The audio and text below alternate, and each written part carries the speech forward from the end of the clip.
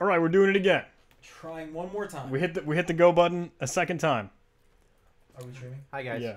Okay. It is green now. Is this better? Well, Hey, that's hi Say what we Mark. do. Mark, are you still on there? Mark, are you with us? Mark. Mark. Anyone Mike? else? Mike. Mark, do we sound better, or is the audio crackly? Snap, crackle, pop. Julian's chewing on like carrots over there, so it's obviously gonna sound. You should probably like kill my mic for a minute. Is that all? Way better. Are you number 1 or are you number 3? I don't care. I'm one. All right, cool. Julian's dead. Sweet. Sorry, We guys. here. We don't know Way better. Okay, awesome. Slick. All right, Sweet. So, since you couldn't hear me the first time, time to make memes. woo! Yeah, since you couldn't hear me the first time, we're going to talk about GHIDRA today, which is a reverse engineering tool released by the NSA. It was kind of some secret squirrel stuff for a long time, and then leaked a few years ago and released today, actually, officially released from the RSA conference today, but online you can now download it. As I said, it's a reverse engineering tool. Basically it's a Java application. It runs similar to if you ever use something like IDA or Hopper. It's kind of a similar goal, but they have some other things baked into it. Really big plugin support, a great decompiler, that kind of thing. And best of all, it's free. And supposedly they're going to release it open source right now. They just have the compiled Java version available, but supposedly soon it'll be released open source as well. So we just kind of wanted to hop in real quick and give it a try. I've used it before, but it's been probably, I don't know, four years now? Too much time. Too long time. Too long time. A very long time since I've used it, so it may have either changed or I've forgotten things. So we're just gonna jump in. I've got a little example binary that's got a little vulnerability there. We'll try and analyze it with GHIDRA and then see if we can exploit it. It's kind of the plan for this stream. Caleb is in the driver's seat because he is much stronger in reverse engineering and binary exploitation than I am. So you made this challenge? Did you already clarify that? Wait, hold on. One second, I'd like to point out. So the Twitterverse is already complaining that there's an RCE available because it's listening on a default on a port by default. So one, if you guys are installing this, you should go find that RCE and change the config. That way you don't leave yourself open to RCE should your computer be listening on an open network, or just use this on a virtual machine until we understand what's going on and more people get to poke at it. You have a solution open on your screen? Do you want me to pull up the solution? Oh, I thought you had it. I pulled up the source code. No, yeah. you don't need to pull it up. Do you want to talk about the source code at all, or should we just jump into the assembly? I mean, it's up to you. What do you think? I don't care. Ask the people. Ask the people. I don't know if the people would be like, oh Nope. goodness. Thanks for the clarification, Stuart. Stuart. My name's Stuart. We can look at the source code real quick just to kind of get a handle of what's going on. All right, man. Are we on your screen or my screen? We're on back to your screen. Okay, cool. So this is the source code that I wrote. It's pretty simple idea. Basically, I just wanted to make some sort of buffer overflow with a little bit of a twist. So you kind of have to do a little bit of reverse engineering. We kind of showcase GHIDRA itself, the decompilation, the disassembly, analysis type of thing. So basic idea of buffer overflow is obviously you have some buffer. You're allowed to read data from the program reads data from the user. They read too much data, overflow out of one buffer into another. So in this specific case that I wrote, I just wrote this authentication portal, this fake little authentication portal. Basically, it drops you to a little shell, and then you can run a register command, you can run a login command, and then you can exit and help. The register command, you give it a username and a password. It will store that information in some variables, and then you can type login and verify that username and password. Doesn't really do anything useful, but it does some operations with some data. John, do we want to throw this up on the website so if people want to follow along, they can download the binary and do it as well? Sure. John, you have the copy of that? I'm going to keep talking. Yeah, you keep doing your thing, man. So it doesn't really do anything super useful, but it gives us an example of handling user data. And specifically, I chose the password field as the buffer overflow because a lot of times passwords are encoded in some way. Usually they would be some sort of hash. In this case, I decided to do a quote-unquote like encryption type of thing, basically just a XOR. I chose this big long string of randomly chosen characters to be the XOR key. In this case, the idea I was going with was that the username is the maximum 64 bytes long. The password has an array length of 32. However, the rest of the program actually references the password field as 64 bytes long. So the idea is that somebody kind of fat-fingered that or messed up the typing there, and now the array is half the size of what it actually is. What you'll notice directly following the password global variable is an array of function pointers used for the actual commands you enter. So the way this works is it reads a line from the user and then compares that line to the list of command names and runs the corresponding function from the array. So the idea would be to overflow the password array into the commands function or commands array, and then be able to write a function pointer there.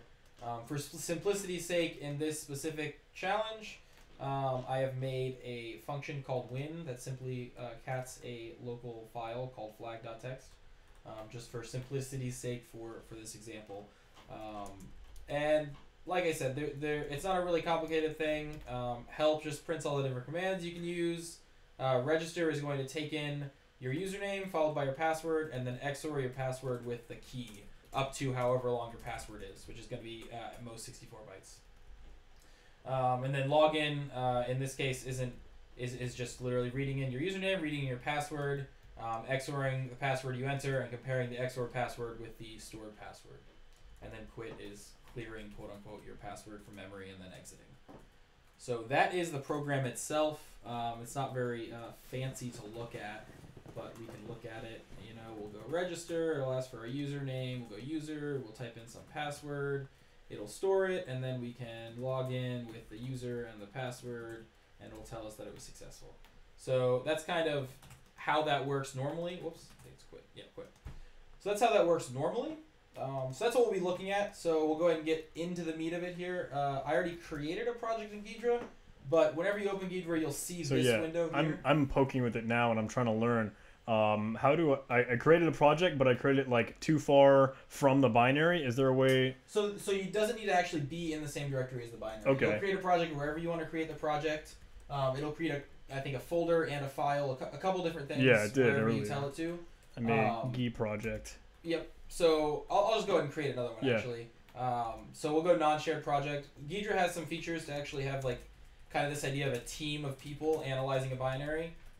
We're not going to look at that right now, but that's what the shared project would be for. So we're going to go over the standalone project, and I'm just going to call it Overflow 2 since I already created an Overflow project. Sweet. So that you'll see your Overflow there, and then the next thing, if you're just trying to analyze a binary, you can click on this code browser right here, and that'll pop up a little dragon, and you'll get kind of dropped to something. If you've ever used Hopper or IDA, this will look kind of familiar, and it'll be empty. So your project is empty right now. As John was saying, it's a little bit confusing. You'd think whatever was underneath the directory you gave for that project would be there, but in this case it's not. You actually go to File and then Import File to actually pick what binary you want to. And you can import multiple files if you wanted to. In this case, we're just going to be looking at that one binary, the compiled binary from what I was just looking at a second ago, the source code. So we're going to open that. It'll give you some chance to change what it automatically figured out. In our case, we don't really need to. It's going to ask you if you want to analyze it. Yes, so, always. Yeah, you always want to analyze it. Yeah, exactly. That's what I was about to mention. Like Radar 2. if you've ever used like Hopper or something like that, that doesn't really ask you a lot of these questions. Radar. But if you ever use something like Radar 2, you have to do the analysis phase. So after you load the binary in, and that's what this is. So you click the yes, and it has a big list of different things you can analyze. A lot of them are checked by default. Some of them aren't. But the cool thing is that if any of these you don't know what they are, you can literally click on them, and it tells you exactly what they are, what the reason is, or why they're there, why they might be disabled by default. A good example of one that's disabled. So this says, like, for example, decompiler parameter ID. It says Caleb, they're asking you to talk a little bit louder. Did you I moved up the volume a little bit, yeah. Okay. Also, I just put in the chat, there is the link to the zip file with the challenge, authentication.c, and the make file. That way you can follow along with Caleb if you would so like to. Sweet. Make sure you have JDK 11 as well. Awesome. So, where was I? Oh yeah, so this specific example actually tells you why it's not enabled by default. It says it can take a significant amount of time depending on the size of the binary. And then there might be sub-options in all of these, so you could spend, I mean, a shit ton of time just going through each of these, figure out all the different options that you're looking at, all the different configurations you can have for all this analysis stuff. For our purposes, we can just go ahead and use the default. It'll be perfectly good for what we're doing right now. It gives you a bunch of different information about the type of file was scanned, some statistics about the memory that was taken, all that kind of things, types of sections and all that kind of stuff inside of that ELF file. You can go ahead and hit OK. And now you're in your binary. So initially, it's just going to drop you, I believe, I'm not even sure where it's dropped us right now. But on the far left, you'll see a bunch of different things. Those are all your sections from your file.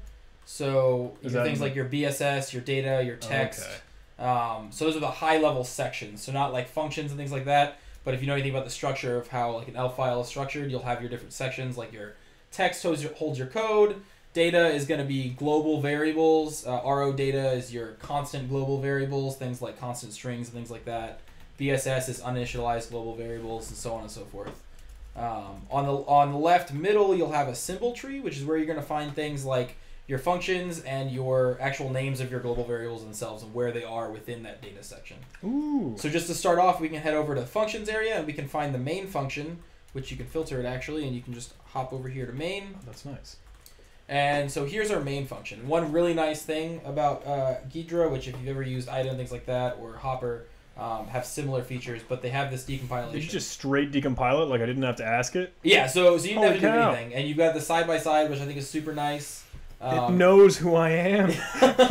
Exactly. So it does a really good job. One thing that I've noticed, something like Hopper, which I use a lot because it's on the cheaper side. I haven't used IDA much, to be honest, because it's incredibly expensive. Yeah, that's when you mentioned Hopper and IDA earlier, I was going to say, like, to note, we use Hopper because that's the only thing we can afford. Exactly. I use IDA at the same time I used GHIDRA like 4 or 5 years ago, and I haven't touched it since because it's so expensive. Hopper is good, and it does a good job for what you pay for it, but it does weird things. It does weird things sometimes, especially with your standard library functions. It'll do some weird things like not recognize a simple function like printf. Where what I've seen, GHIDRA does a really good job of noticing the parameter types, and you can actually see in here some nice things, such as when you're looking at the disassembly of main, for example, it gives you a layout of all the different stack variables. So not only do you have the names of them, so like local 10, local 14, which you'll see a lot when you're doing reverse engineering, which those just stand for the offset from EBP. But they also give you a layout of them so you can actually see, oh, okay, local 10 is here and local 20 is here, and there's a variable in between. Can I rename these if I figure out what local 10 and what local 14 are? Yes. Somehow? I have to find it. We have to learn how? Classic N there keyword? Nope. Definitely is a way. Okay. I do not recall off the top of my head. There definitely is a way to do that. We'll figure it out as we go along, I have no doubt. Sure, yeah. So, and then you can see off to the right side, you can actually see what it says xref. So those are actually the references to those local variables inside of the main function. That keyword is L, according to SlackUx. Thank you. Oh, awesome. Yeah, just hit L on it. It's like, it figures it out. Ooh, we have a developer of GHIDRA on here. Oh, how's it going, guys? What's up? That's really cool. Hi, Brian. You're the man. Not sure who Caleb is. Yeah, we don't know either. He just lives with us. Honestly don't know. Some homeless guy we picked up. Caleb just interned. Yeah, so I had an internship there, and I was able to use it a while back. So these cross references are cool. You can kind of hover over them. You can see a glimpse of what the code is, and even highlights. I can't hover the cursor over it because it goes away, but it highlights where that line actually is. So it's a quick reference of, oh, okay, it's used there, and we can see this one is used with a move keyword pointer local 10, and it sets it to 0. And it tells you whether or not those specific instructions are reading, writing, executing, or both, or how so on and so forth.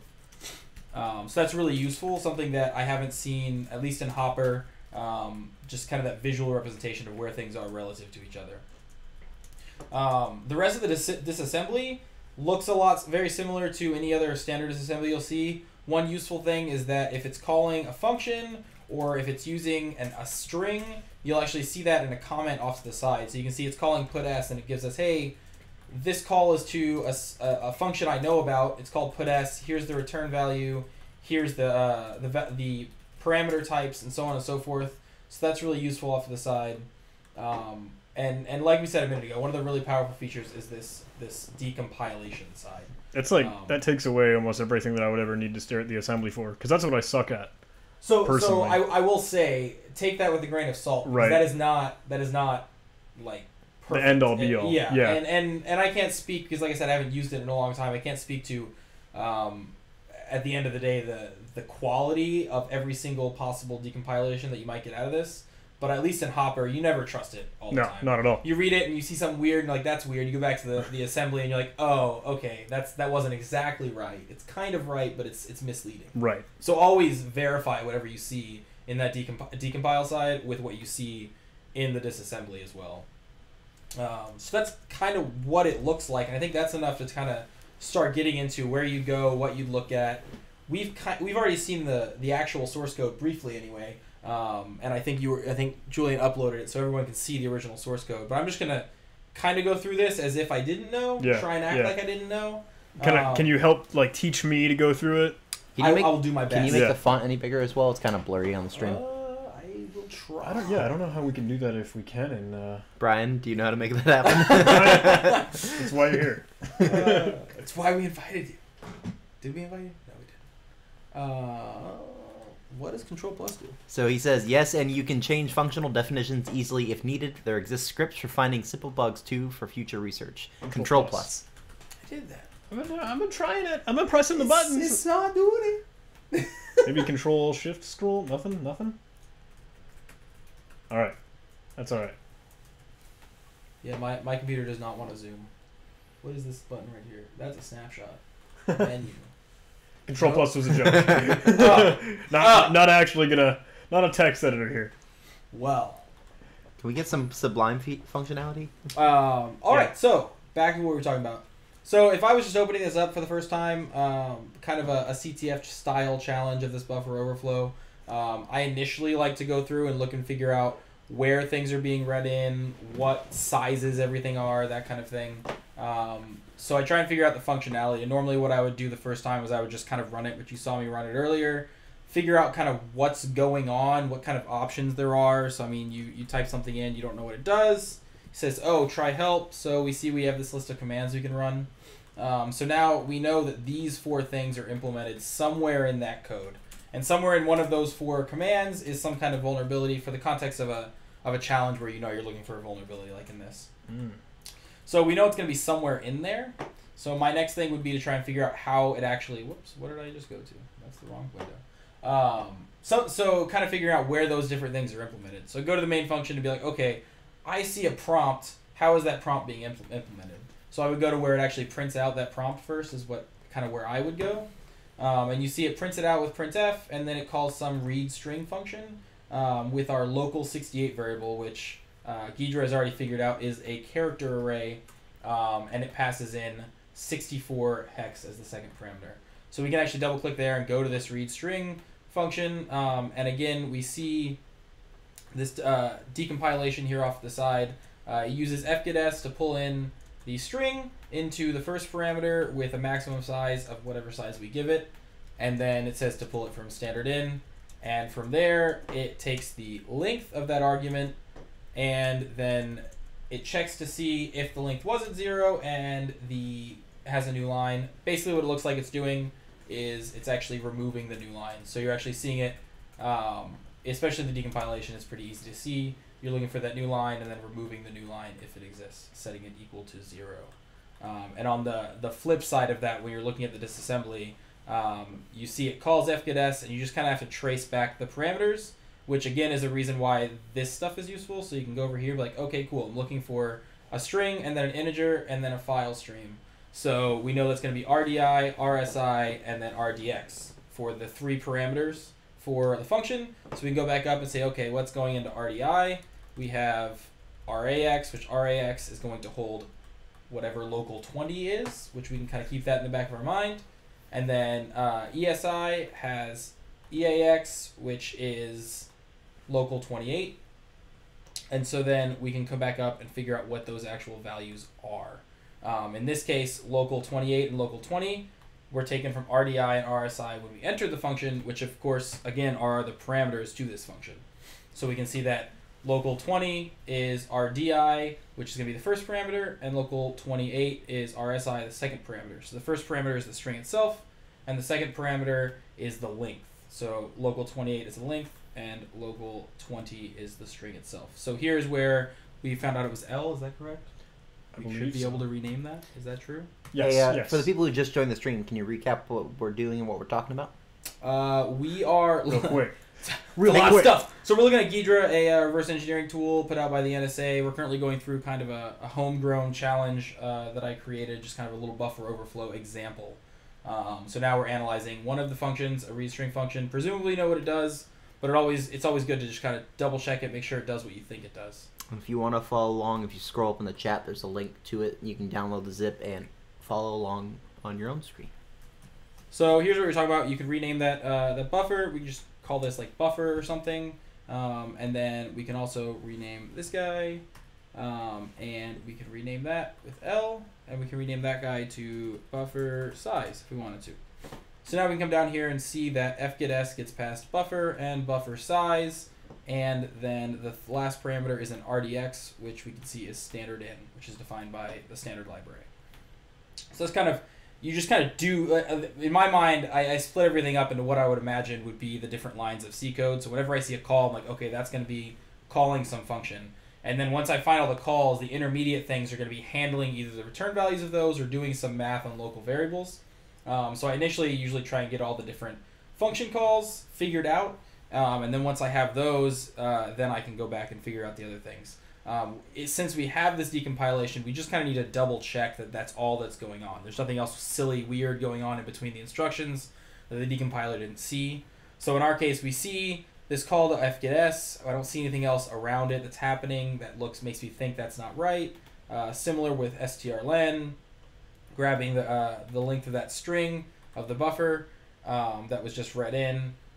And then, so we can go through here and look at, hey, we're going to grab the, we're going to grab the value of the length, and then we're going to check to see if check it against 0, basically, to see if we read in a string of length 0, we don't want to index it by -1, because that's a buffer underflow, I guess is the Wouldn't work. there. Yeah. Buffer underflow. And then if it's actually greater than 0, then we can index it by -1 to see if the last character was in fact a new line character and remove it. And we can see all that going on here. We don't really need to go as in depth because we have the decompilation. We just need to kind of verify the decompilation, if that makes sense. Because you don't want to just, like you said, just blindly trust it. Another really fancy, or not fancy, but really nice thing to never forget about is the back button, because it makes it way easier to find everything. That is pretty nice. That's pretty common utility in most anything, though. See it up on the top there. Yeah. So we are not back at main yet. Now we are back at main. So now we know what the read string function does, which we can kind of keep in the back of our mind. We know it reads in a string using fgetS of whatever length it says, and it will remove the new line character if the user passes one. So that's useful to remember. So in this case, we see this little do while loop, which basically runs until the return value of read string is not 0. Excuse me.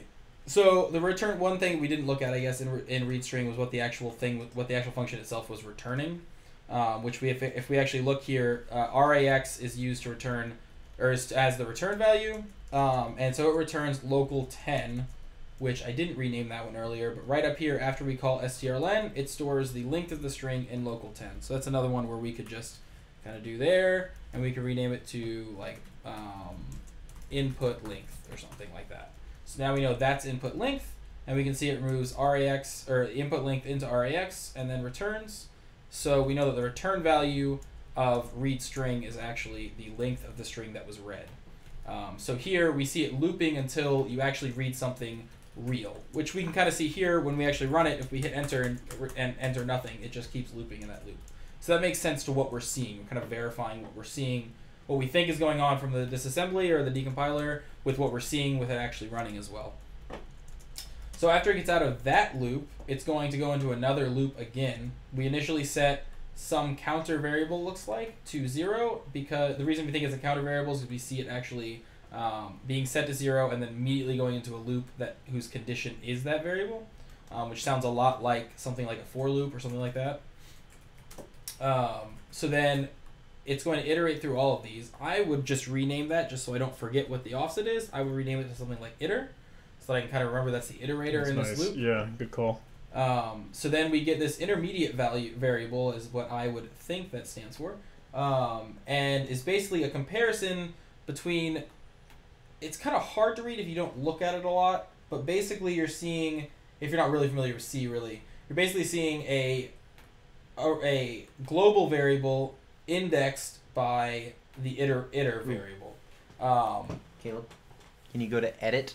Oh, sorry. We figured out how to change the text size. Oh, cool. So if you're willing to, just take a quick pause. Thank you, Brian. You're the man. That's why they pay you the big bucks. Tool options. Right? They pay big bucks. Where are we going? Tool options. Edit. Am Tool I blind? options. That's where I am. So just before listing fields, right there, you can see listing display. And then you can change the font up there, that size. Crank that up. What do we think? 20? It's normally 18 or 17 or 16 is okay. 18 would be perfect if you're willing to do it. I'm willing to do whatever makes you happy. Do I have to do it big bucks? Oh, you have to use Comic Sans though. Interestingly, it didn't change it for the decompile. I think that's another thing we would have to change. Maybe Brian. Actually, I think you should do this in Wingdings. Webdings, is that the name of it? Wing-a-ling-a-ling-ding. Disassemble in Chiller or Papyrus. I hate everyone. I think I actually hate everyone. Times New Roman only. 12-point font. Decompiler display. That's where I am. Fascinating. Well, I'm not sure. Decompiler, go to display, go to font. Oh, you have to Folder. click on font. Yeah. Whew! Tough life. You know? That's why we do it live. You gotta do it live. If you're not doing it live, it's no fun. Click the box that says click. That's weird, man. Ew. I don't appreciate that. It's like it's definitely a Java GUI. This looks like an old crud Java display. It is 100% Java. Alright, so where were we? I don't remember now. We got all kinds of distractions. Sorry. No, it's fine. Oh yeah. So we're looking at this loop. So basically we're indexing some global variable called command names with this iter variable. It appears that the size of each of the things in command names is 8, which would make a lot of sense because it's called command names, which implies that it is strings. If it's an array of strings, then it's an array of function, or it's an array of it's an array of pointers. Each pointer would be 8 bytes long on a 64-bit system. So what we can actually do is we can hop over here. We can see it actually casting that to a character pointer, which makes sense. And an array is, or you can represent the location of the array by a pointer to it. So if we have a pointer to pointers, then we have an array of character pointers. So we can actually double click there and go see what that is. Right now, it does not look really that helpful. No. Because it doesn't actually know what the type is. Okay. But can we set it? Is I did it just a minute ago. You can go to data and then choose type, and so we should be able to go. That's a right click data. Yes. So you go right click on it, and then you go to data and choose type. Choose data type. I haven't actually used create array, although it is an array. Wow. I'm gonna click it and see what happens. What are we doing? Enter the number of elements in the array. So what we actually can see in this decompilation and in the disassembly is that it's iterating from 0 to 3. So there's at least 4 things in command names. We at least know that. So we could, I've never actually used create array. I used create data type earlier, or set data type earlier. But let's just try setting it to 4. Bless you. Gotta be quick on that microphone. Volume down. I need to set the data type first then. So let's try that. So we go over here. We'll like this. If we know it's that. It did like that, I think. Seems better. Now you've got some character It's close. arrays. Yeah. It's not quite right. Okay. I'm not exactly sure why it's not quite right though. That's weird. It caught 2 of them, but it didn't catch all of them. Which is interesting. So, the source code to compare. Yes. Are you gonna switch to me if that's cool? Yeah, that's fine. Just a quick show. Because these command names are just strings. Quit. Yep. So they're just strings. So what we should be seeing here, although I'm not sure how to finagle the display properly. Let me see what happens. You gotta set your font size to like 300 for it to be right. Oh yeah? Yeah? What if I just do that?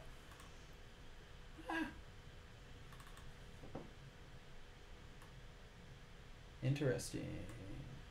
So for some reason it's not displaying the other actual values. Oh, I see what's happening. So this comment right here is actually like covering up. It might be because of how big this is now.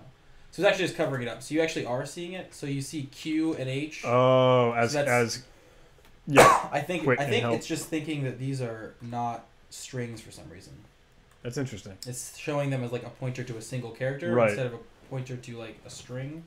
I'm not really sure why it's seeing it like that, but that's what it is. So that's the first character of quit, and that's the first character of help, and then register and log in. Can we do our suspended disbelief and move on from that point? We can. Sweet. I'm cool with it. So whenever we actually change that to an array, it actually changed the decompilation automatically, which is really useful. Things like if you're used to using cheap little things like Hopper, they won't do that if you change names of things. Sometimes the decompilation doesn't change. But in this case, we told GHIDRA that, hey, that's actually not just a bunch of data. That is actually an array of 4 pointers. It's a pointer to a pointer, says Brian. Yes. So it's actually an array of 4 pointers. So now it changed the syntax to a normal, what you would expect to see in something like C syntax for indexing that array with the iterator itself. So we can see that's what it's doing, and then it's comparing that to local 68, which we saw earlier was the input, which we can actually rename that to like the input string or something like that. So we can see it compares whatever that command name is to the input string, and if it is equal, so the return value of strcmp from standard library is 0 if the 2 strings are equal. So if they're equal, it sets this other local variable to indexing this commands array, which, as I said, we saw in our actual in the actual source code of this already was an array of function pointers. So we can again set this to an array of 4 pointers, and then it updates this. And over here in the disassembly, or in the data, we can actually see it realized, hey, these pointers are actually pointers to functions, and it gives us little things. We can actually just double click on these functions and see them. So that's really useful. If we didn't know, like we hadn't seen the source code yet, we wouldn't have known yet unless we read through all of the exported functions, or excuse me, all the functions. We wouldn't even know about these functions yet. But whenever we told it, hey, this is an array of pointers, it realized, oh, these are all function pointers, and here's the link to them. We can actually click on them, and here's the quit function, or the do quit function, for example. So that's really useful. That's super cool. And then if this will go back all the way, we are back to main. So it actually stores that in local 10. So we'll go ahead and call that like the command pointer or something like that. Function pointer or something. Function pointer. Yeah. I call it command pointer. Whatever. Whatever suits your fancy. Whatever that's the boats your float. Exactly. So that's the entire while loop there. It's just looking for the first command that matches the thing you entered. After that's over, it checks to that the command pointer is not null. So in other words, that one of the commands in the list matched. If it isn't, we can see, again, GHIDRA did a really good job of figuring out the parameter types, even in a variadic function like printf, so a function that takes a variable number of parameters. It realized that, hey, this is a standard library function, and it takes as many parameters as you give it, and it realized it was passing these parameters. So it shows them all to you nicely in the decompiler, and we see it's just printing out an error message if we didn't specify a valid command. Otherwise, it's running whatever is in command pointer, which we saw was assigned from the commands array earlier. So that's all of the main function. We've kind of figured out what's going on, figure out where things are going. And from here, now that we know all the different branches of where this could go, we know there's only 4 other places we can look. We know they're all in this commands array, and there's 4 different functions we can look at. So we'll just start bottom to top, trying to figure out things. Quit is pretty straightforward. And if we open up this guy, we can see it prints a nice little message about clearing things. It sets everything to 0, and then it calls exit.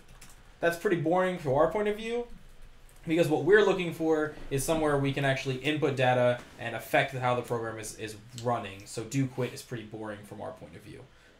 There's nothing we can really input in there, and then it exits immediately afterwards. So next we can look at help. Kind of a similar thing. We look in here, we just see a for loop of printing, no modifying any global data or anything like that, so we'll move on from there. The next function we have is do register.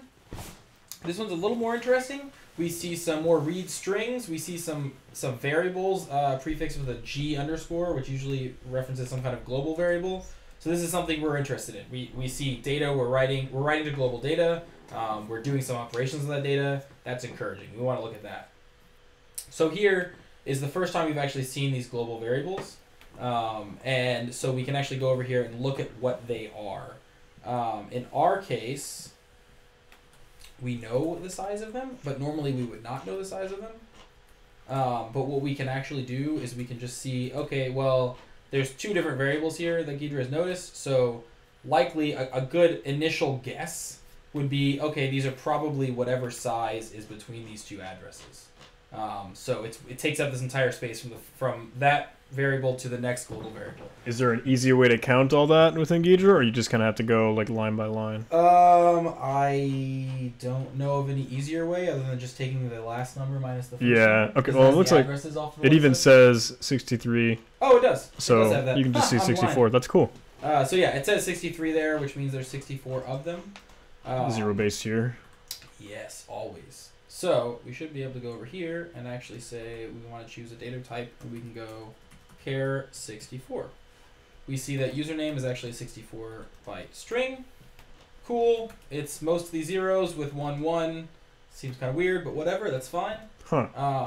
And then next we see the password field itself, and it's weirdly displayed. Do you not have the? So I have 32 visible here. Say again? I have 32 bytes visible, I guess, on my side. It looks like you don't have that same display. Yeah, so mine ended up differently for some reason. However, if I hover over this thing that says undefined, or it says undefined one, It kind of pieces it together. Array of 32 elements, so it tells you what the type is. Oh, that okay, it thinks smart. Right now, it figured out that it's an array of 32 things, but it doesn't know what type of things. So we can still do a similar type of thing. We see that it says array of 32. Another way to figure that out would have been to see that the very next address after that is 40, and it starts at 20, so there's 32 elements there. Nice. So you see the 40 there and a 20 there. I gotcha. So just to make that a little bit cleaner of an output, we can actually again say we want to define that as a char 32. So now it knows that it's an array of 32 elements of type character. So now we know that the G_password variable is a 32 character string, and the G_username variable is a 64 character string. So we go back in here and we see that the username, it reads in with a maximum length of 64, and then it reads in the password with another maximum length of 64 as well. Which, as we were just looking at, we know that the password is actually 32 characters long. So that's an overflow that we know is happening right there. We don't know how to exploit it yet, but we know it's overflowing. So the next thing I would look at is what directly follows the password field, which in this case is the commands, as we talked about earlier, the commands array. So we should be able to overflow the password field into the commands array pretty simply, but the only other problem is we do one more thing here before we exit. So what we do is, as see at the end of this, is actually modifying the password variable that we were just looking at. So it goes through and you see it take each character in the password itself. So we can rename this local 10 as the iterator, because you see it set it to 0, and then go into our loop. So I like to rename things as I go. We can name it the iter, so we see that it first gets inside this while loop, we get to the length of the string, and it will exit if the iterator is greater than or equal to the length of the string. So we're basically in a for loop from 0 to the length of the string. For each character in the string, it's going to XOR it with something from this key array, which we can go over here and look at that. Again, you can hover right here to see what it thought it was. We're seeing 64 elements of something undefined. Once again, just like the other ones, we can redefine that as a character 64, and we can see that they're not printable, but cool. They are bytes of some sort. Yeah, it's figuring something out. So we don't know what those are. Well, we know what they're for. They're the XOR. They're the key of this XOR. So we see that each index in the password has a specific index in the key that it's XORed with. And then that's all that the register function does. So from here... I feel like a jerk, and I don't want to ruin your flow, No, you're fine. but I was distracted and did not get to how you got your do register and all your other command names here. I know we were working with the command names section, and so I know I instead need of command names, if you go to commands from the main function... Okay, yep. So you're there, and then if you actually go to set data type on that, okay. What you should see in there, if you hover over undefined. Over this undefined? Yeah, undefined. Yeah. If you just hover over Array of 32 elements. So we know it's undefined. 32 bytes long. Mm-hmm. So there's 32 bytes there to deal with. Yep. And then from the actual main function, on your end, it's a little bit easier to see because I've already modified mine. Yeah. On your end, from the actual main function, you can see that it's indexing that with an index of the iter times 8. So you know, there's each 4. thing is 8 bytes long. Yep. So there's 4 things in there, Mm-hmm. and at the end of the main function, we see it calls it as a function. Right. So it's a pointer to a pointer, as we. It's a pointer to a function pointer. Yes. So how do all I- we have to do is go to data and then set. Now that we know what kind of type it is, we can go choose data type, and then from there you can actually do the ... Yeah. See all these different Will that types. do it? Okay. There's a shit ton of them. For a myriad of different things, it breaks it out based on from standard library, from That's pretty binary, cool. built-in types. The type for the function pointer itself isn't going to be in that list. Okay. But what you can actually do is you see right there on your screen, if you scroll down a little bit. Oh. Oh God, that was a lot. Not a little bit. What it showed there is pointer 16, pointer 32. Yeah. So basically, those are pointer types of different sizes. Oh, okay. So you can use pointer each of them are 64 because it's an 8-byte. I need to understand that. How does that happen? What do you mean? It- 64-bit. 64. Okay, I follow now. 8 bytes. Yeah. 8 times 8. Gotcha. So if you just click OK, it's going to assign the type of that to pointer 64, but you don't want. It's not one pointer 64. It's a pointer of a pointer. So you can put brackets like in C to specify an array. Just like that. But if you put a 4 in them, it tells it there's 4 of them. Okay. Sorry, I No, you're fine. totally zoned out for If that you part. if you didn't catch it, then somebody else will. Yeah. So. So yours is not filling out the same way mine did, which is weird. What? Hover over the adder. Yeah. See what it shows. Array of 4 elements of pointer 64. That's weird. Maybe my display just didn't want to do it. So on mine, this is what I got. For command names, did I still need to make those to ensure that those were strings or? So you can do a similar thing there. You know, it's a an array of pointers, so you can set it to an array, a pointer 64 array of 4 as well. Okay. They're saying expand it. Thanks, Slackix. See, mine was already expanded. I didn't even expand there because mine was by default expanded. It's always best to expand. I don't know what that means. Let's go back to where we were. Yeah. Do register function. So we already looked through do register. So I know you probably missed it because you were fucking with your Sorry. commands. I'm sorry. It's okay. It's okay. I'm here for you. At least I set the username and password variables to the right types. That's good. That's good. So, login function. Normally I would go through and analyze this to make sure there's nothing else in here. Just for the sake of it feel very repetitive for this video. There is not anything related to the vulnerability of this function, and I think it'd be very repetitive to go through this entire one as well. But on the flip side, what you can do now that we know where the actual vulnerability is, we can actually kind of give it a little test drive. Ooh. We could say, I don't know, we might go cyclic. Oh, doing some generate, pwn tools in there. A 64-byte pattern. I'll follow your lead, man. And we can say we found out that in the register function it reads in 64 bytes of username. Can you make your terminal size bigger? It reads in 64 bytes of username. That is not including the new line character, so I would just paste the 64 bytes, subtract 1, and then hit enter. So that's the 64 bytes for the username. I don't know why that did that. That was weird. Register again. A little too So quick then- on the enter, yeah. So then it asks for the password, and we can put in another 64 bytes. And if we do that, it's going to give me an error because I put in too many, but that's okay. So now what's happened is we've put in 64 bytes of password, which overflowed the password buffer. Because that's 32, right? Yep, because the password buffer is only 32. Mm-hmm. So now that we've overflowed the password buffer, I was trying to get back to it real quick. What has happened is we've overflowed out of this variable, past the end, and into this one. Well, you see what happened was... So, exactly. So this one is actually only 32 bytes long to begin with. So you theoretically overflowed all of it. Oh, so now we can control a function pointer. Exactly. So now if we try to run like help or something, we should get a segfault. Nice. So because we've corrupted that array of function pointers. What's up? It didn't happen on my side. I might have done something wrong. What'd you do? Johnny, you broke it. I had registered a new user with 64 generated characters minus 1, so we have the null byte in there, and then 64 for. So I see what's happening. Yeah. Over there on your screen. Okay, there on your screen. Yeah. So you actually see another little greater than sign there. That means that it accepted. I guess the 64 was still 63 was still too many for some reason. Something weird happened in the input there, and it actually took nothing as your password.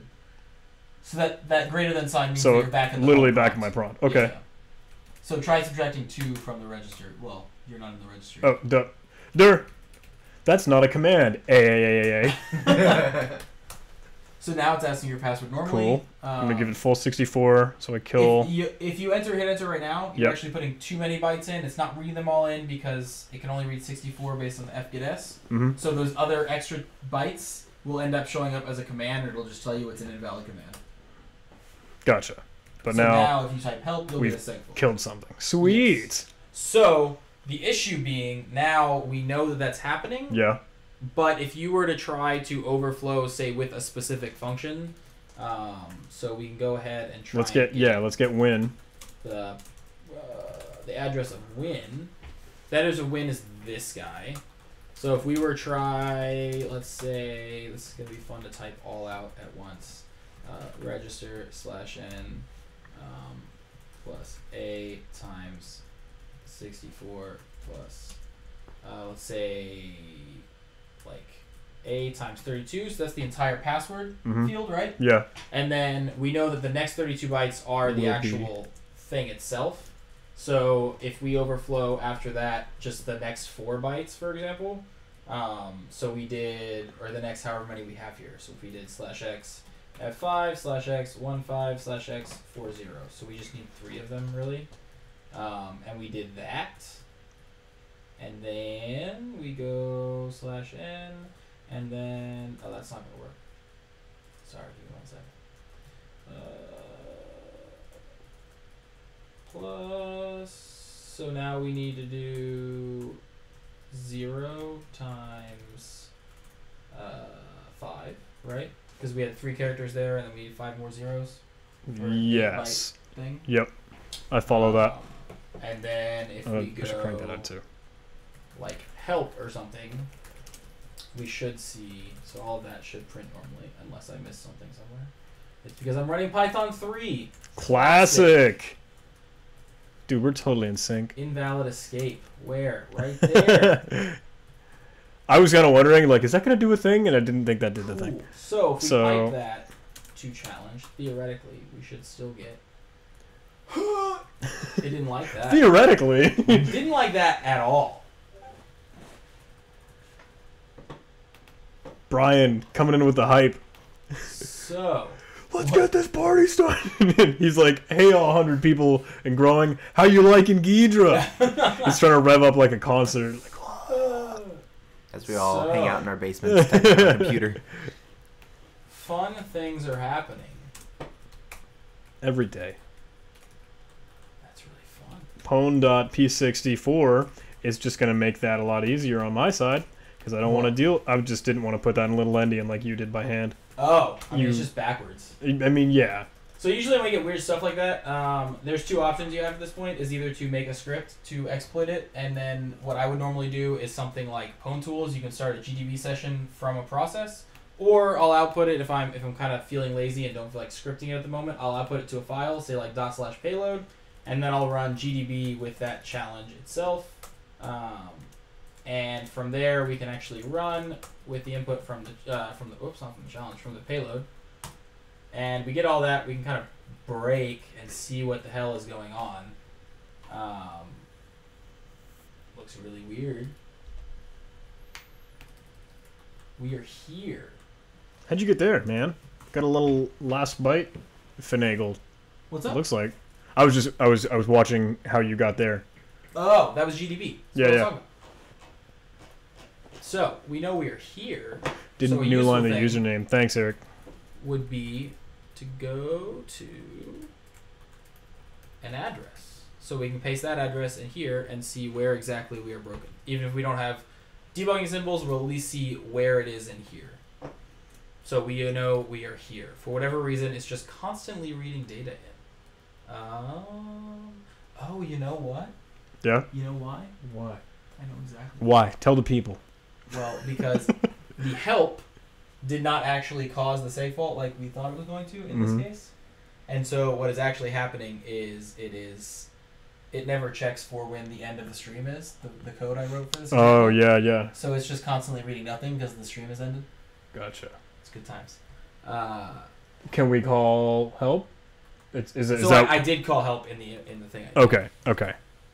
So coming to save the day near you is the tested exploit script that I wrote before. That's good.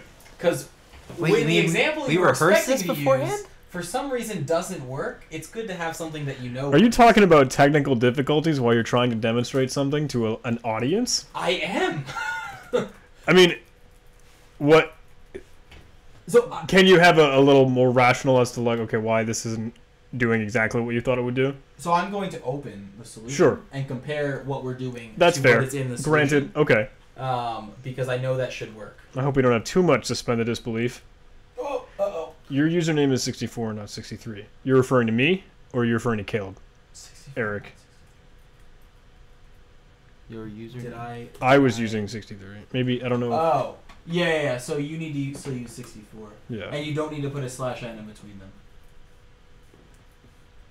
You shouldn't need to. For entering the username? Yeah. What? Because once it reads 64 characters, it will stop whether or not it gets a /n. Does that make sense? Yes.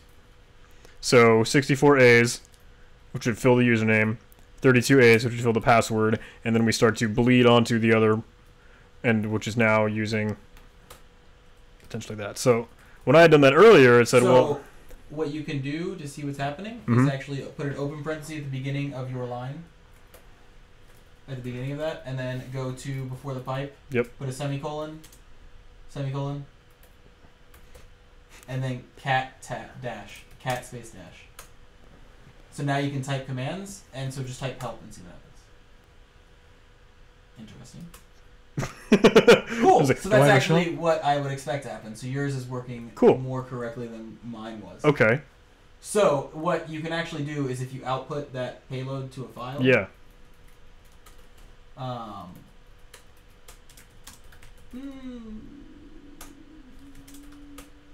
yeah. Yeah. Yeah. Yeah. So then add to the end of that payload because we needed to call help.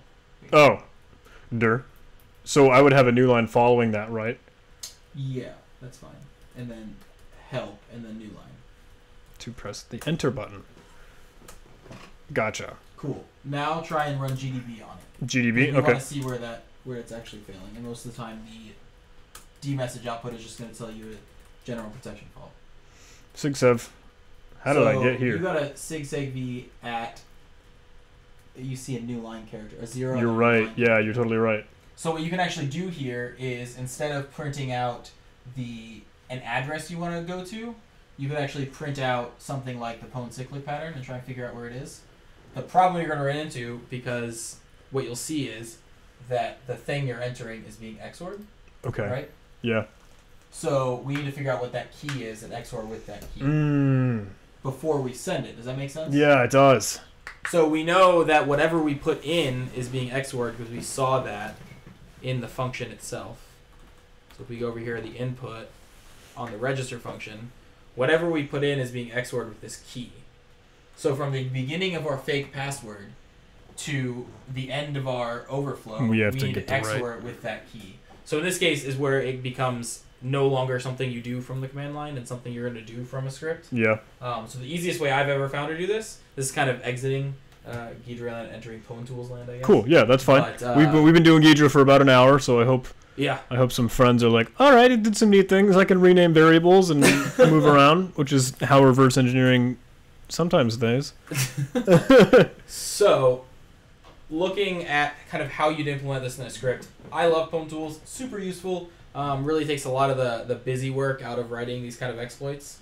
So I always have this nice little arg parse that's not really relevant. We just want to specify the binary. ELF is a fantastic module from Pwn Tools that allows you to basically if you have a copy of the binary that you're attacking, you can load it in on the local side and say, oh, I'm going to use these symbols. I don't have to like copy paste symbols out of objdump or out of readelf or something like that. I can just access them directly from this object that represents the actual elf file itself. So we load that in, and then we start a process based on that elf file. This P thing that it returns, if you've never used Pwn Tools, this P variable actually acts like a file, so you can write to, or actually a socket, I should say. You can write to it, you can read from it, and that write and read is actually the standard input and standard output of the process you've started itself. So you can interact with that process as if you had a connection to it over a socket or to its standard input and standard output, which is really useful. So what I did to do this was basically we can extract the key using this elf module. The elf.string module, or elf.string method, will extract a string from the memory of the elf file you're using. So we're looking at that challenge binary itself, and we're saying I want to extract a string that's located at the address of the symbol key, which we saw from GHIDRA was actually the key that it's being XORed with. And since we already looked in GHIDRA and we knew it's not printable, but it is null terminated string of bytes. There's no zeros in there, which we can double check in GHIDRA if we wanted to. The easiest way to pull that out is actually just to use the string function. You could pull it out by the exact size, so like starting at this address, ending at this address.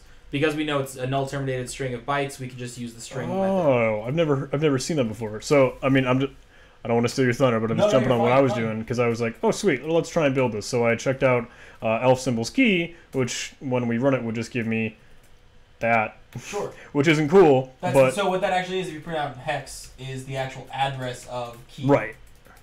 So when you wanted to convert that to, in our case, the C string, you just use elf.string. Yeah. So elf.string extracts a string from the memory of the binary. Wow. So that's the actual key that they're XORing. So if I had did a little list comprehension here for X in that, so for each character, I just checked out the hex value of that. Would that show me hex of word hex? Word? Yeah. Yeah, because it's a. So these would be the actual values that you had in that original script. If you go over to GHIDRA real quick. Yeah, and GHIDRA would have that too, right? Yep. So the first character I'm seeing is a \r, which is, I forget what value. It's showing them to me as characters. Oh, cancel. So yeah. Those are the actual bytes you're getting here. Mm-hmm. So that's the actual value of that array. So that allows us to have the actual key in memory without having to go through and actually like, okay, these are the bytes, let me copy that out, let me extract that. There might be some nice way to do that in GHIDRA to extract the data. I'm not sure there might actually be. That'd be something cool to look into. Where's Brian? Brian left us. So once we have that actual encryption key, the next thing we want to figure out is at what offset can we overwrite. I'm just going to choose the help function because that's the one I chose in this case. Okay. At what offset can we overwrite the help function? So what we could do, is I just wrote this little XOR function. Basically takes in the string and the key you want to XOR it with, and it XORs each byte in the string with each byte in the key up to the length of the string, and then returns that XORed string. So what we can actually... This is just a regular XOR function, isn't it? Just simple XOR. You know Pwn Tools has one of those? Does it? I actually didn't know. Pwn.XOR will be super generous and pretty much handle like any set of data types. Like you can say, here's a string that I want here, and like here's any other random type, and it'll just do the cyclic thing for you.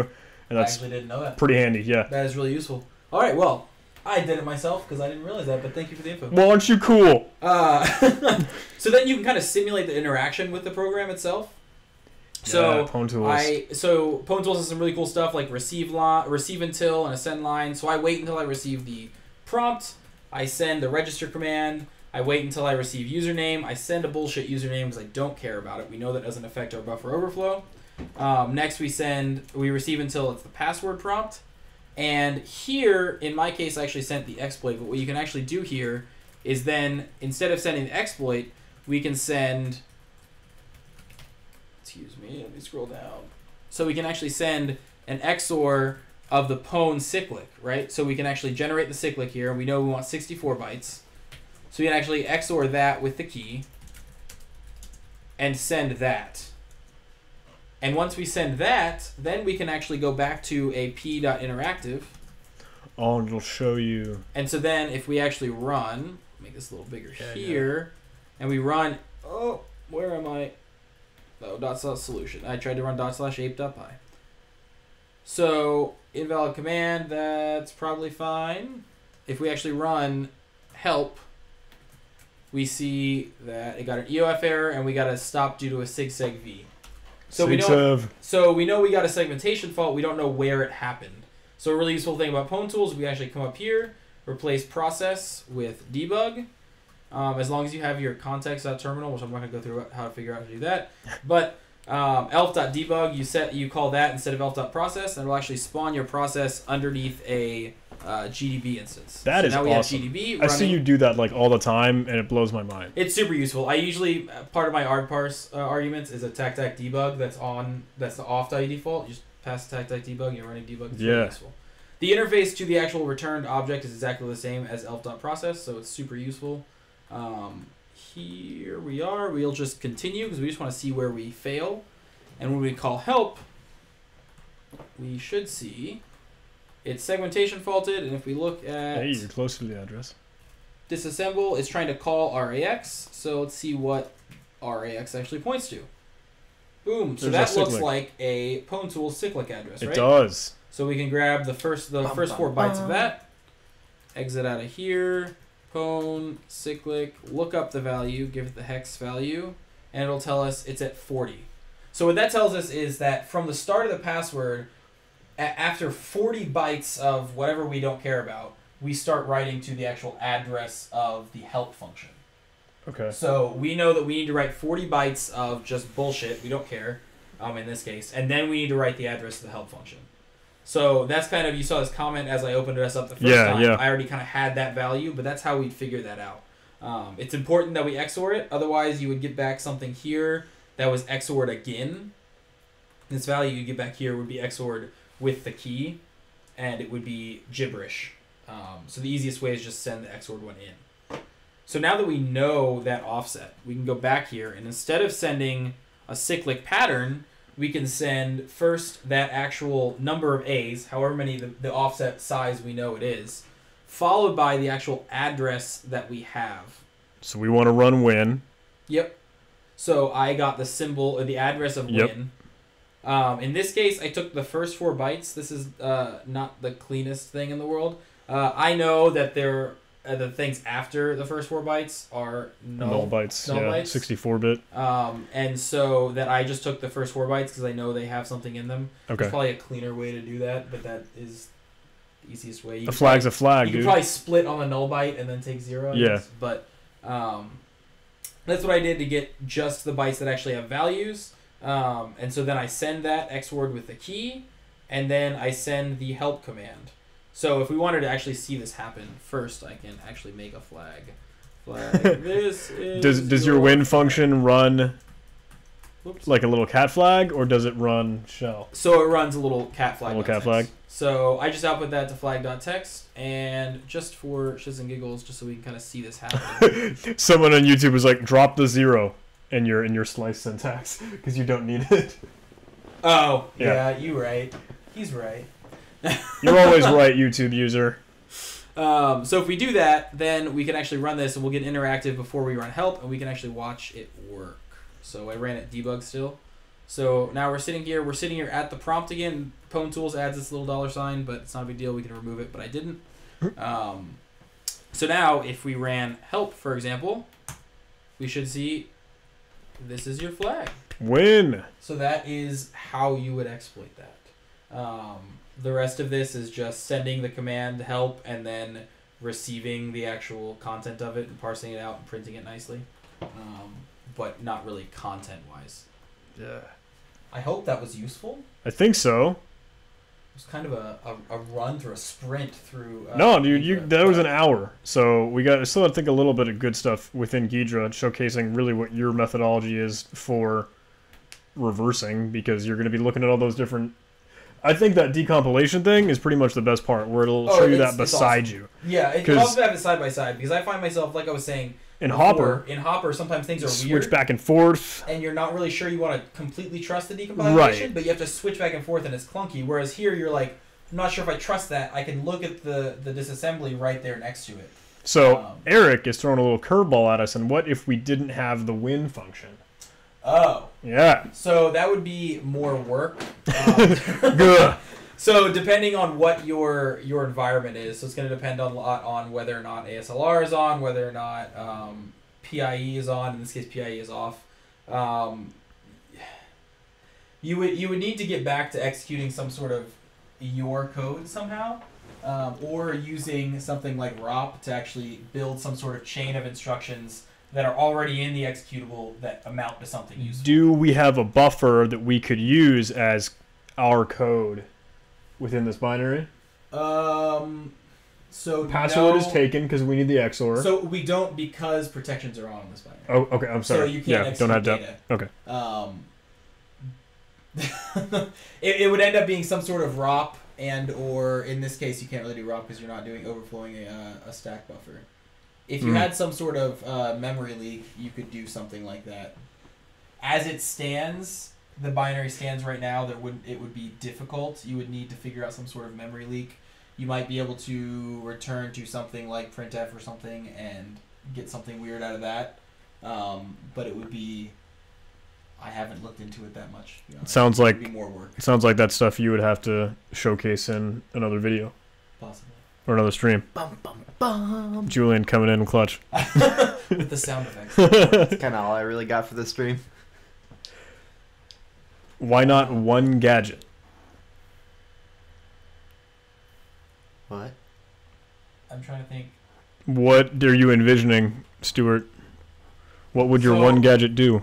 Your one gadget, I mean, the only way you could get one gadget that correct me unless you're thinking of something else. The only way I can think of would be if the function that it was calling, so say the individual functions had parameters, so those the do register and do exit and all those things had like the parameter of whatever you entered, then maybe you could overwrite those with the PLT entry of system, and if you controlled the parameters to that, you effectively control the parameters to system.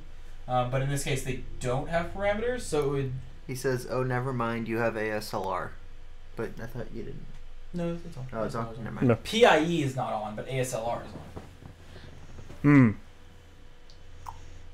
Well, I guess, no, wait. No, whatever. Anyways. Anything else that we could, like, touch upon, you think? You covered... You want to pull up some actual malware samples? I mean... Clone the zoo real quick. Clone the zoo? Yeah. I don't want to completely derail a stream when we're an hour in here, but I was thinking the magic gadget, but you need a libc's address for that. Hijack a stub? What does hijack a stub mean? I'm gonna be the naive fool I don't know here. what he's talking about. Can you elaborate, APOC? I'm not sure what he means either. Too late for me. Are you willing to showcase how you get your context terminal for GDB debugger? Sure.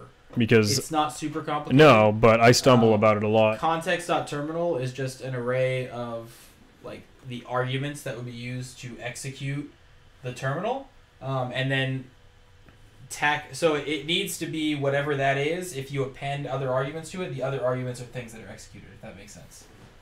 So like the arguments immediately following whatever you have there should be shell commands to execute.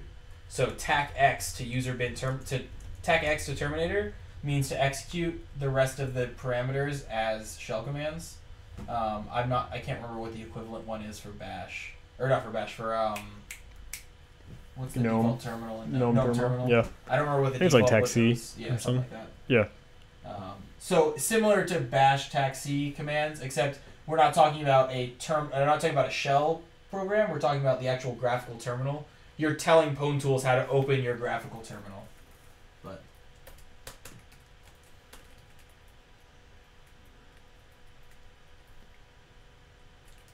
see if I can run your solution here. Does it? If you don't make a flag file, we'll just tell you the flag file wasn't found because it's just running cat.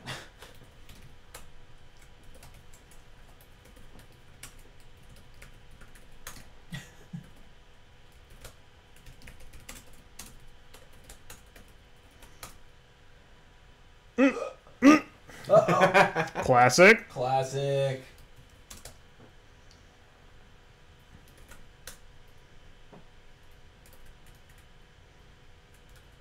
What was wrong there?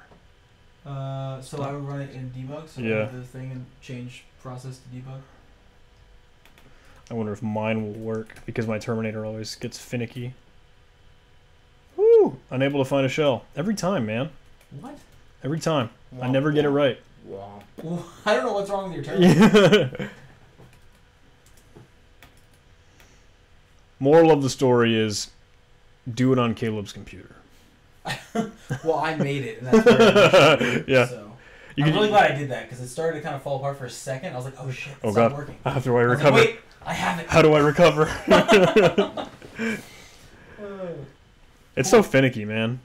Whole binary exploitation stuff is too finicky. But it's interesting. It's fun to like figure it out. On that note, binary exploitation. I have to put in a plug for something that John showed. I was literally just about to pull this up. Yeah, I hope that's cool. Pwnable.xyz, fantastic platform for binary exploitation. It doesn't really hold your hand at all. It just kind of throws you to the fire. But they're a lot of fun. If you have any experience in binary exploitation challenges, they're a lot of fun.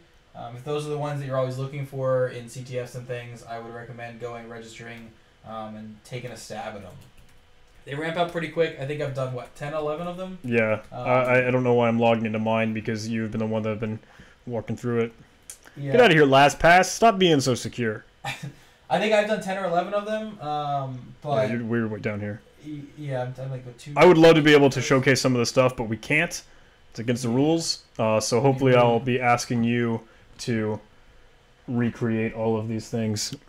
And then we I just will do my best. Yeah, we'll just talk about more binary exploitation and reverse engineering because you're the powerhouse in that regard.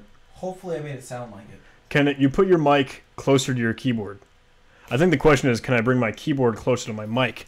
Just lift up my computer here. You can see it. You can see it in Caleb's camera. I like your fan running at full throttle. Oh, can you guys hear that jam? So, we got time for morale, do we? Oh, what are we doing? Do you remember what we were trying to spin up the other day? Audio. Oh, you were trying to play the audio. So the other day, Julian and I don't know how loud this is going to be. Yeah, we're gonna call this a derail. If any of you guys want to see more GHIDRA, reverse engineering, binary exploitation, we're about an hour in, so Find another stream. we covered everything we wanted to. Yeah. This is gonna be fun though. We're gonna play with some bash. No, we're just gonna be We're stupid. gonna make some goofy audio. We're just gonna be stupid. But if you're trying to be completely serious, then I don't know if this is going to be for you. What? I was saying that... Never mind. I was saying it was going to get silly. Yeah, we're gonna get silly, as usual, as we usually do. Alright, John, you might want to kill the other two mics. And just Kill the leave other two mics. Oh goodness gracious! I don't think it'll be good. You think it'll be fine? I don't know. Let's hear how horrendous it is. It might be terrible. Somebody might scream at us. That's what the internet's all about. So, Julian and I tried to record a cheesy podcast thing, and so I don't know if we've got We're gonna the drop audio a new going. episode tonight. What is going on, You should everybody? listen to us. There it is. AaronSecurity.com. Security podcast. My name is John Apple, Hammond. Spotify. I don't know why Julian is continuing to add to the conversation that we got. I'm an old man. What is TLDW? What? Where? Too long didn't watch. Oh. You're right. Valid. So I like to use MPlayer because I can totally with the keyboard Is going on, totally change the speed back to another Aaron Security podcast. of what My we're name listening is to. John Hammond. My name is Julian Blanco. And it can be a lot of fun. So what I did the other day when I was just goofing off with this, I wanted to set the speed automatically. And what was the syntax you had? We had $, open, Yeah. Open. and then random inside of there, and then random. What do we do? We did mod Mod. 10. Mod 2, mod 2. and then outside of those parentheses, Mm-hmm. dot, and Oh yeah. another random. Inside. Oh yeah. We got it. We still got to do the math here. Mod 10. That was mod 10. Yeah. Okay. So that should be a random either 0 or 1 point something. What is going on, everybody? Welcome back to another Aaron Security pod. So the way that is happening is if you are looking at random, the variable, it's in the range of 32376 or something. But if you do the math with that, you can make it in between 0 and 1 just by putting it mod 2, and that will help us determine whether or not we're above 1 or less than 1 for the pitch. So 'cause to speed. clarify, the reason this is important, if you didn't know this, Bash has no support for floating point Yes, operations. that's a whatsoever. thing too. Bash does not understand floating point numbers. It doesn't know what they are, and no one knows. So, and then when we did it mod 10, obviously you get from numbers 0 to 10. So we have a decimal that's either 0.1 through 9 or 1.1 through 9. So we get either 2 times speed or half times speed, which is fun. And then we did... You got so you got to do a while one. Yeah, we got to crank that. And this is going to get pretty awful. So, yeah. Prepare your ears. We had a sleep in here. Yeah, you put a sleep at the beginning. I want to just fire it up. No sleep? Okay.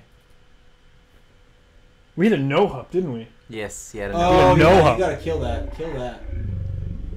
That's disturbing. I don't know if anyone hears the demons coming out. Oh, help! Let go of me, M player. Yeah, do a no hub and then an ampersand at the end. Yeah, so ampersand has to be without the semicolon. Well, yeah, because ampersand assumes that everything after that is another command to run. Right. Gosh. You know, in like an inline while loop, it's crazy. Yeah, it's weird. See how we got to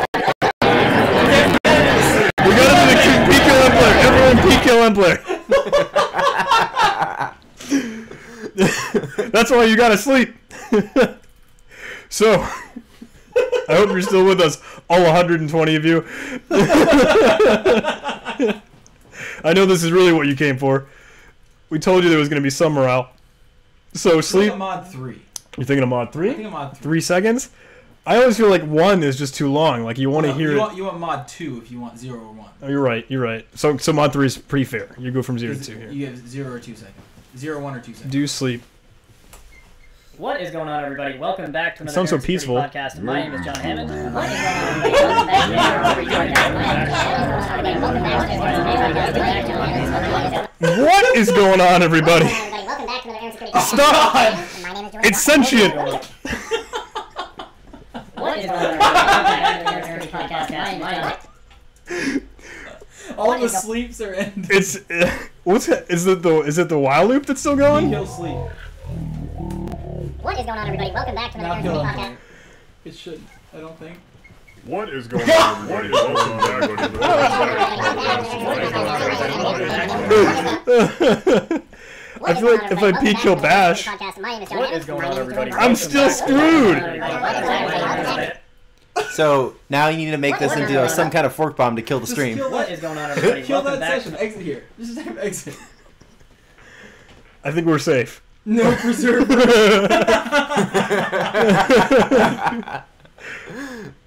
Might as well fork bomb it. Yeah, you guys were loving the fork bomb finales a few days ago. That was real glitchy. Oh yeah, it's like the stream like cripples to death, which is awesome. YouTube tries to like.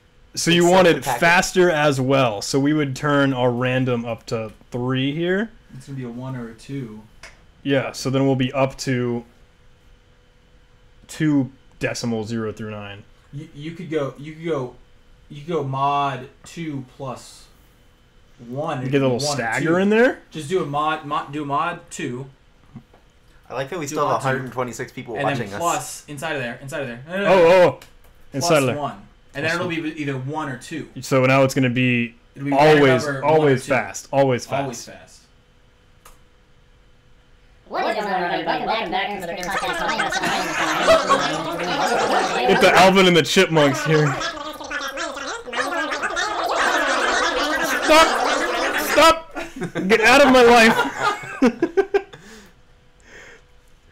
So that is a death ray, guys. Install MPlayer, adjust the speed. The best thing to do is to do this with a video. Like if you get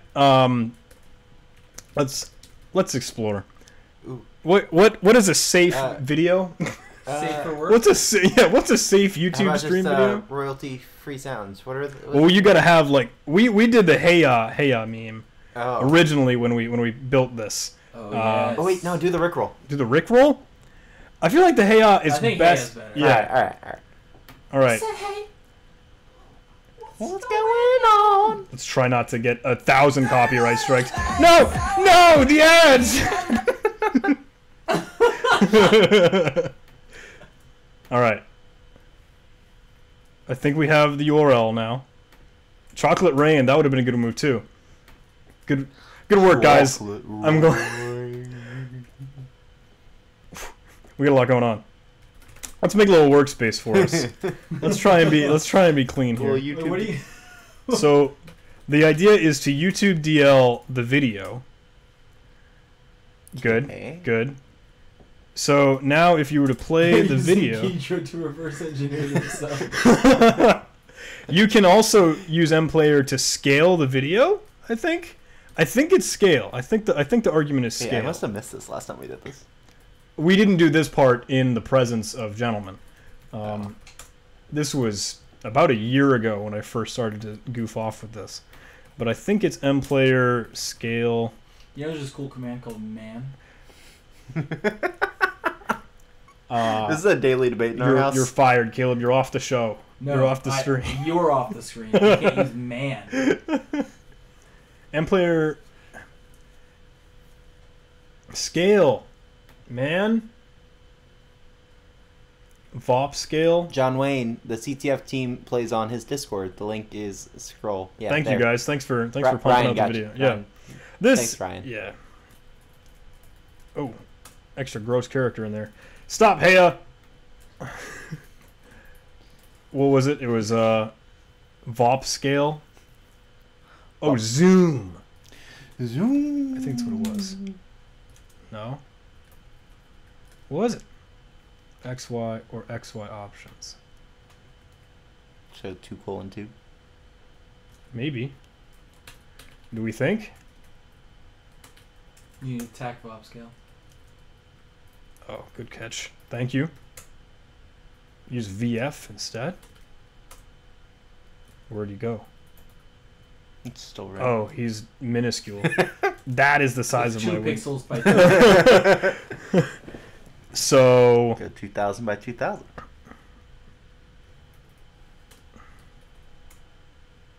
okay, that's fair. What did it choose Wait, there? you have the audio off. You can bring the audio back.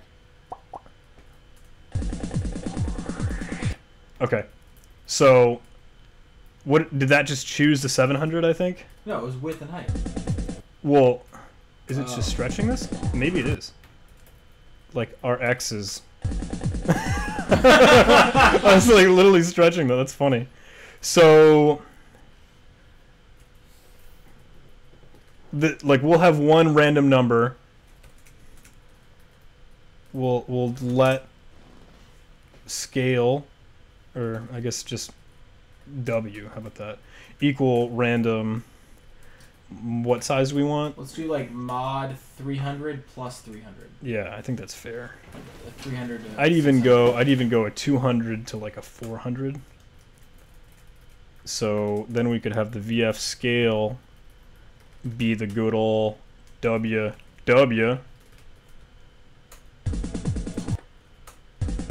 Nice. Tiny whinies, biggie wiggies. Get Cool. Tiny biggies. Yeah. Gotta have a bigger spread. So now you can also set the position, Oh, yes. right? I MPlayer think it's attack X, attack Y. position in video. You mean like the starting Yeah, time? yeah. Oh, I think Yeah. the position on the screen. Start position in video. Start time. Just start time. I think it's just start. SS, seek to position given in time. So SS.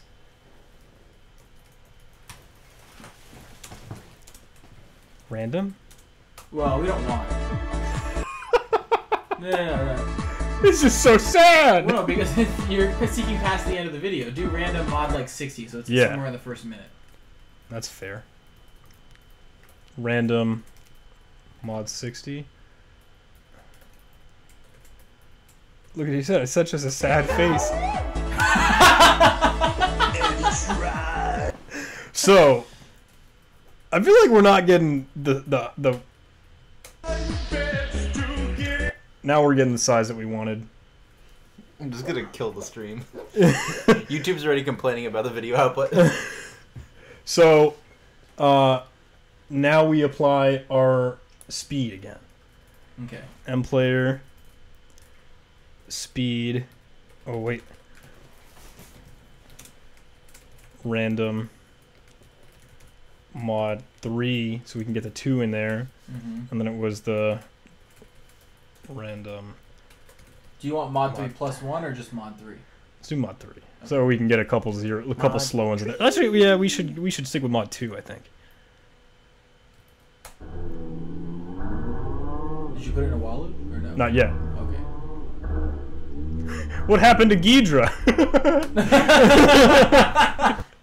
You found where our real priorities are.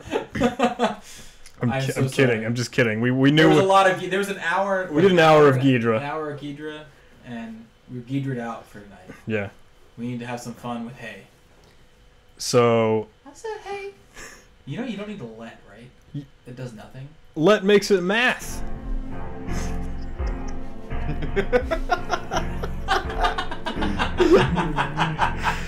Hey, what's Okay. going on? So let's give it a stagger to start. Man.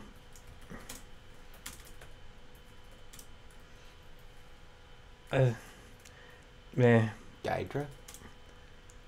GHIDRA? I hear GHIDRA. GHIDRA. How do you pronounce it from Godzilla? Isn't it? Yeah, it is Godzilla. That's the I reference. mean, what'd you call it at the NSA? Can you say that? What is that? What? No. That I don't remember. I didn't talk to you about it. I just used it. I read the information on the wiki. You don't talk to people. You just sit in the basement.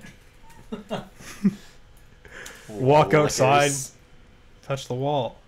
Wall Sleep walkers. random. The guy in the dragon costume.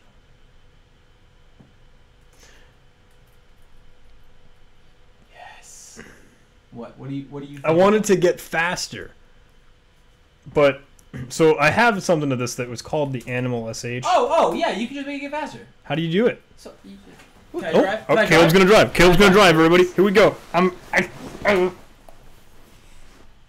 What are your key combos? Why is there a little tiny shell down there? John always has at least 50,000 terminals open. Oh my god! Can anyone please help me?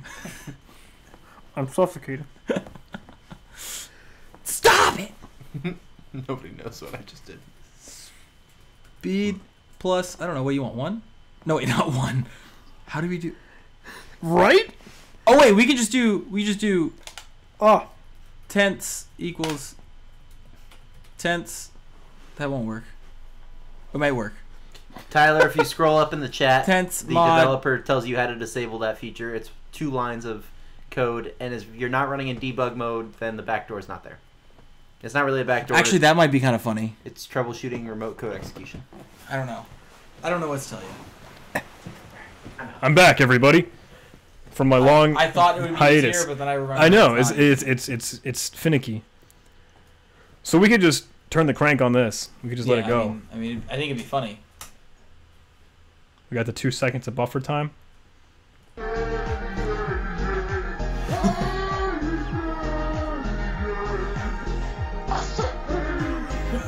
Where's the next one? Where's the next Did you do a no hop? No, there's no hop. Oh no! That audio clip, Caleb. Gosh, I didn't do the no hop. How could I forget the no hop? And no hop at the beginning and an Ampersand at the end. Oh God. Are we ready? The 2 seconds. The 2 seconds suspense.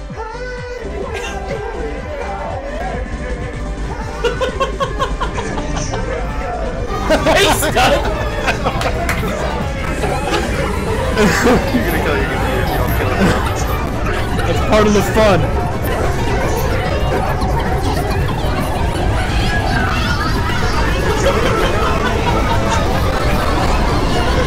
Stop the stream!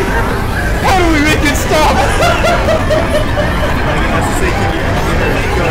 He's gonna die. I don't know your address. Oh, it's agony. Gotta turn the volume down for the benefit of the world. Kill M player. We can't reach it in time. I don't know if that'll get it. Hang on, we'll just hold down the. I don't have a mouse anymore. Somebody goes, and that's how you use GHIDRA.